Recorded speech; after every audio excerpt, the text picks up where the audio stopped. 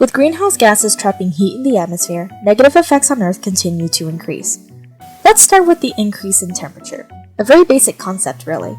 Earth will continue to get warmer and warmer, which leads to the melting of ice sheets and glaciers. This will ultimately cause sea level rise, which leads to flooding and possible submersion. Despite all of this, there are some areas that experience droughts and dry weather and will only get worse as things continue the way they are.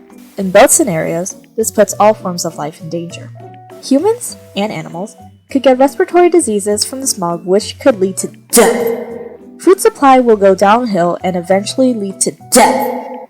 Animals would change their migration patterns to relocate to a more suitable area, but ones that don't have that option will eventually go extinct. In other words, they face death. Oh, hello, cute polar bear. Well, this is awkward. Okay, let's do some simple math as a quick recap. Oof, well, that's unfortunate. Hooray for humanity, am I right? Yeah, no.